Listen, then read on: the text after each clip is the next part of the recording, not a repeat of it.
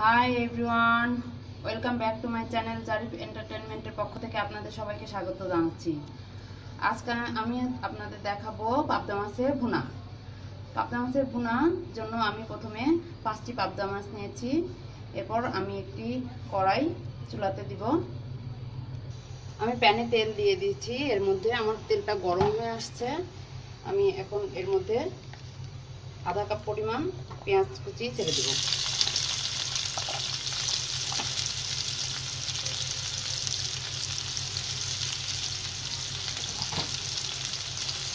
পেঁয়াজগুলো আমি ব্রাউন করে ভেজে নিব। এর মধ্যে দিয়ে দিচ্ছি 1 চা চামচ মরিচ গুঁড়া, লবণ স্বাদ অনুযায়ী, হলুদ গুঁড়া অল্প একটু, ধনিয়া গুঁড়া 1/2 চা চামচ,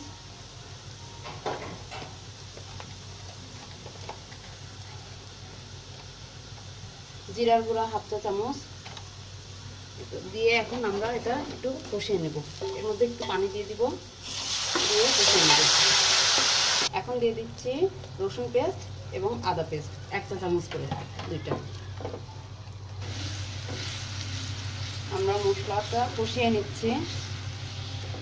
মশলা কষানোর সময় আপনারা সবসময় একটা কথা মনে রাখবেন যে একটু কিছুক্ষণের জন্য ঢাকনাটা দিয়ে রাখবেন। কিছুক্ষণের জন্য ঢাকনাটা দিয়ে রাখলে হয় কি মশলাটা সুন্দরভাবে কষে যায়। আমাদের মশলা কষানো হয়ে গেছে, তেলগুলো উপরে উঠে এসেছে।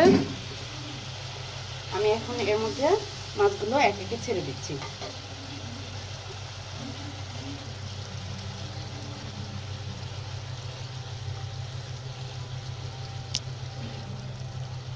মাছগুলো ছেড়ে দিয়ে আমি একটু পানি দিয়ে দিব। পানি দিয়ে মাছগুলো একটু ডুবিয়ে দিব, তারপর আমি ঢেকে দিব।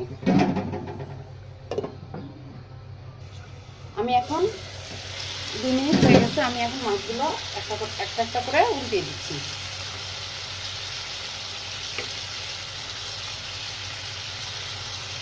মাছগুলি আপনারা বেশি নাড়বেন না, কারণ এই নরম মাছ বেশি নাড়লে ভেঙে যাবে। সেজন্য আমি আস্তে করে এটা উল্টিয়ে দিলাম। এখন আমি আবার ঢেকে দিব কিছুক্ষণের জন্য। আমার মাছগুলো কষানো হয়ে গেছে। আমি এই মাছগুলোর মধ্যে এখন একটু পানি দিয়ে দিব। বেশি পানি দিব না, কারণ বেশি পানি দিলে ঝোল বেশি হবে। আমি কম ঝোল পছন্দ করি, এজন্য আমি কম পানি দিলাম। আর যারা বেশি ঝোল খেতে পছন্দ করেন তারা একটু বেশিও পানি দিতে পারেন, সেটা তাদের ইচ্ছা মতো, যার যার ইচ্ছা মতো।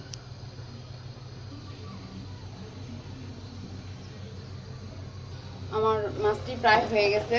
আমি এর মধ্যে এখন কিছু কাঁচামরিচ চিরা দিয়ে দিব আর ধনেপাতা দিয়ে দিব। এরপর কিছুক্ষণ একটু ঢেকে দিব। আমাদের মাছটি হয়ে গেছে। আমি এখন এটি সার্ভিং বলে উঠিয়ে নিব। হয়ে গেল আমাদের পাবদা মাছের ভুনা। আমাদের এই ভুনাটি আপনারা অবশ্যই বাসায় ট্রাই করে দেখবেন। এখন এই ভুনাটি আপনাদের অবশ্যই ভালো লাগবে আশা করি। তো এখনও যারা আমাদের চ্যানেলকে সাবস্ক্রাইব করেননি তারা অবশ্যই সাবস্ক্রাইব করুন এবং লাইক, শেয়ার এবং কমেন্ট করতে ভুলবেন না। সবাই ভালো থাকবেন, ধন্যবাদ।